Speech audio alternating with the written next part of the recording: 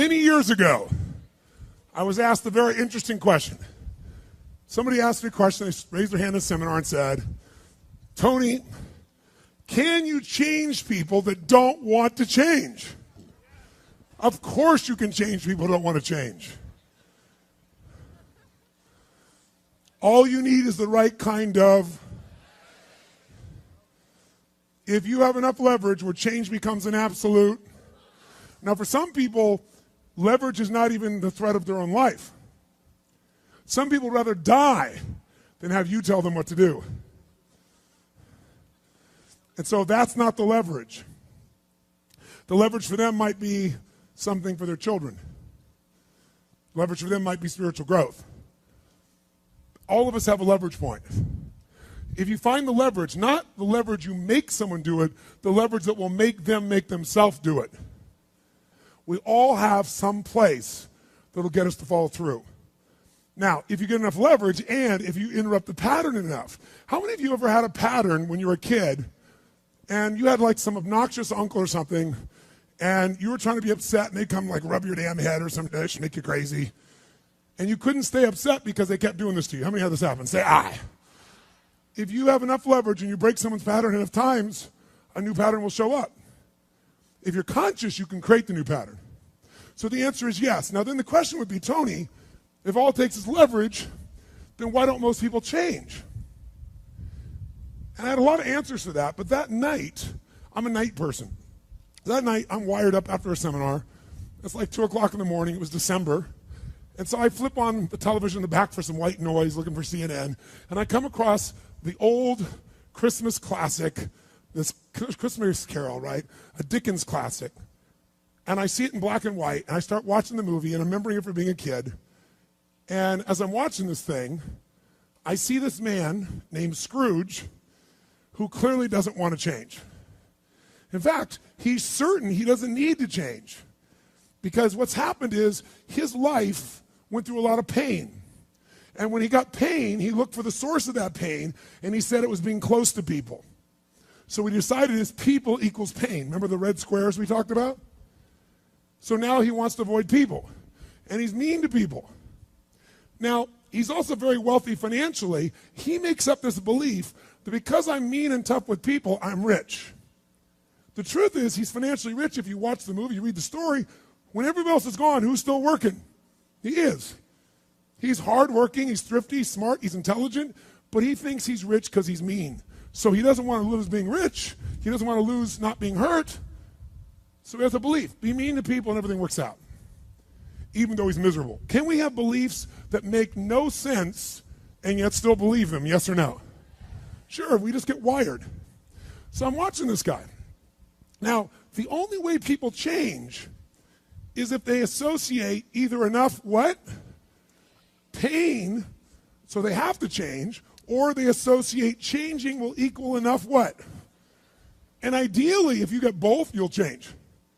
If you get, every moment I do this, the pain's getting more and more intense, there's a point where you must change. And if I change, I get all this pleasure, you're going to want to change. How many follow? But what equals pain and what equals pleasure is what you associate in your nervous system.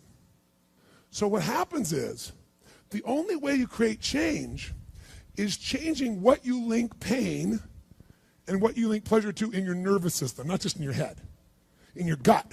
That's what controls you. Lots of times in your head, you know what you should do, but your gut takes over. Your fear or your greed or your desire or your comfort or whatever. Who knows what I'm talking about here? Say aye. But watch this. How many of you used to have a favorite dessert or a food or a form of alcohol that you really, really, really loved? And then one night you had an experience like never before, where something happened, where this food or this drink or this alcohol that you love so much, it went down, but it kept coming back up at a level of intensity and with enough aroma and pain and association that to this day, it takes no willpower just to think of that alcohol or think of the smell of that food or look at it makes you appalled, makes you repelled. Who's had an experience like this in your life? Say aye.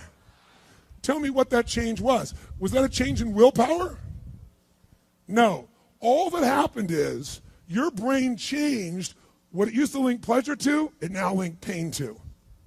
When you link enough pain, it takes no willpower, you're going to avoid it. The problem is some of you linking pain to things you need, like exercise, right? Or pain what you need, like a relationship, right? And it's the wrong association, but it's going to control your life. Your job is to change what you link pain and pleasure to. So that night, what was pleasure became pain, and now it takes no willpower, you just avoid it. So we call that changing what you associate to things in your nervous system, or for short, a neuroassociative change. In other words, changing in your nervous system, what you associate pain and pleasure to. So, by the way, in this Christmas Carol story, does this man Scrooge change his life? Yes or no? He didn't want to change. Does he change his life a little or completely? And by the way, how fast? At a heartbeat, in one evening. How does it happen? 3 neuroassociative conditioning specialists show up at his house. Right? 3 ghosts show up, and what do? They get him to link a massive, unbearable amount of what? To all the things he did in the past around people. Then they go to everything he has in the present, pain, and everything in the future, pain, till there's so much, there was nowhere to escape. Here's the other reason why people don't change. Because right now, my relationship's in pain. But it was good in the past. So you escape having to change by remembering a good time. Or I may be coughing and having these problems with cigarettes right now, but you know what? George Burns lived to be 102. He smoked cigars, by the way, and he's 1 out of 10 billion people that pulled that off. But let's not confuse ourselves with ratios. So you make up what the future is. If your present is painful, you can escape to the past and get out of the pressure to change. How many follow this? Say I. Or you can escape to a future because no one knows what it is for sure and you can make it up. But if your brain links it's been painful in the what? Past, and it's even worse it'll change like that. Who here has ever stayed in a relationship that you knew was not right for you? It wasn't right for you, it wasn't right for them. Who has ever stayed in a relationship way too long? Who's done this before? Raise your hand. Say I. It wasn't good for you, it wasn't good for them, yet you stayed. Why? Why? Because even though it's painful in the present, what'd you do? You said, it'll get better over there in the future. Who finally changed? Who here finally changed that? Say I. How'd you do it? Your brain went, it's painful now, it was painful in the past, it's going to be worse in the future, that's it. That's what I call a Dickens pattern. When you lock in pain in all those places, there's no place to escape, so you change. It's like if you put a wall here, and a wall here, and we close them in on you, amazingly, you'll move forward. That's what we're talking about, giving yourself leverage on yourself that way, not having someone else do it to you, you do it to yourself. That's when you got the power again. How many get it? Say I. This could be the greatest time you ever live if you control what you focus on, if you find a more empowering meaning, and if you decide to model the actions of those who succeeded before you. It can be the best financial time, the best emotional time, the best spiritual time of your life, but you better take control of your state. And if you think you're going to do it just by today, you're wrong. You're going to need to get yourself some rituals. Right now, every one of you in this room is controlled by your rituals. I don't just mean this one. I mean every morning you get up. I know your body. I can look at your body right now, and I can guess your rituals. Some of you, your rituals to work out 5 times a week, I can see it clearly. 4 to 6 times a week, it's obvious. Because you couldn't look like that if you didn't do that. Some form of workout. I don't care if it's walking, lifting, whatever. Some of you, it's obvious that lifting weights is part of it. You can see by that man's muscles.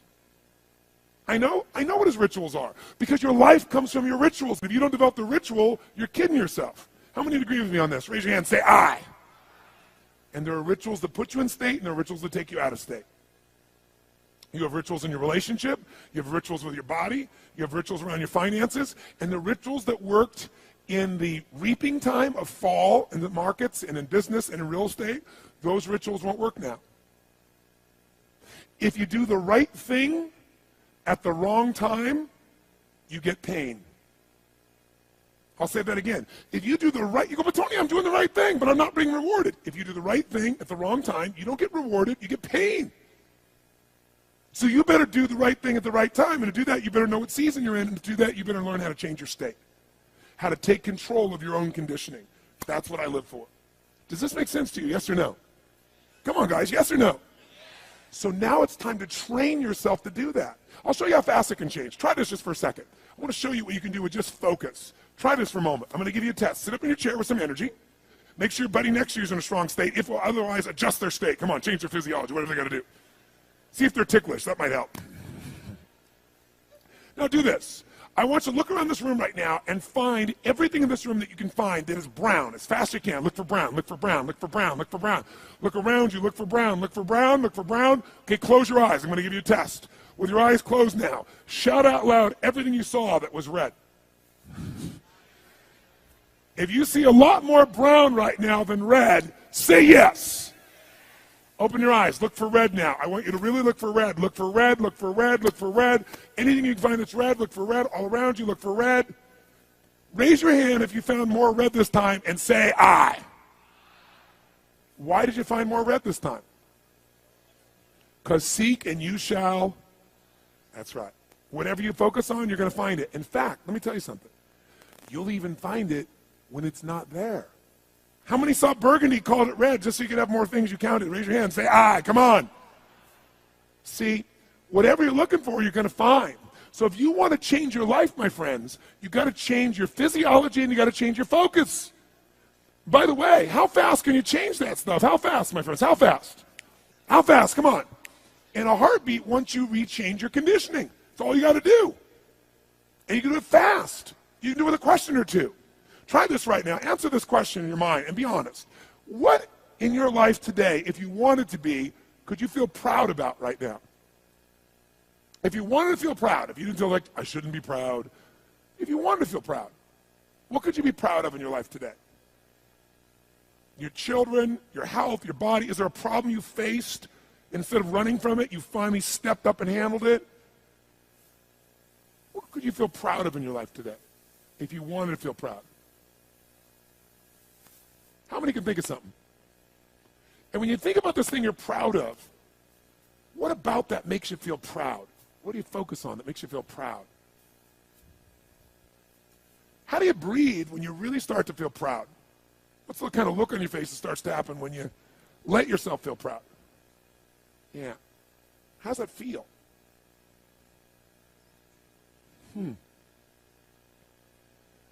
Think of another area of your life. Think of an area of your life that you're grateful for.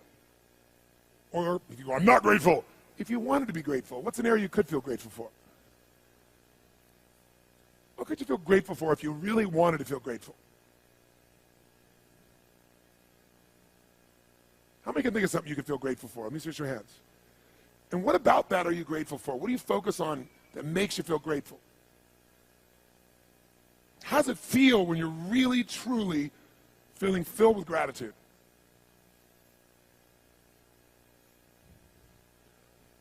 Here's one. If you wanted to be excited about your life right now, and you were willing to be excited, you're willing to buck everybody else's trend, what could you feel excited about in your life if you wanted to feel excited? What could you get excited about if you really focused on it and you really took it in? And you weren't in a negative place. What could you get excited about if you wanted to be excited in your life?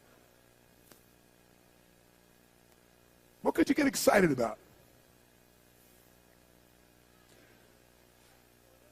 How many of you can think of something you feel excited about right now? Raise your hand. Let me see your hand. Say I. When you're really excited about it, what about that excites you? Or when you're really excited, how do you feel? How do you speak? What's your life like? By the way, when you're excited, does it tend to touch other people? Yes or no? Absolutely. By the way, do people have a tendency, by the way, who feels different right now than just even a couple moments ago? Raise your hand and say I. Why? Because focus is controlled by questions. If you ask a different question continuously, not once, continuously, you will get a different answer. If you ask a lousy question, you get a lousy answer and a lousy state. Somebody says, why does this always happen to me? It doesn't always happen to you, but the brain's like a computer. Ask it a question, it'll have to come up with an answer because you deserve it, you idiot. Someone will say, how come I can never lose weight? You can lose weight, but if you keep saying, how come I can never lose weight, the brain's got to come with an answer. It goes, you're a pig. Lousy questions create what? Lousy answers. Ask a better question, get a better answer. Now here's what I want you to get. I want you to get that you can change your state. How fast, guys? How fast? How fast? And if you get the habit of doing it, you'll have a different life.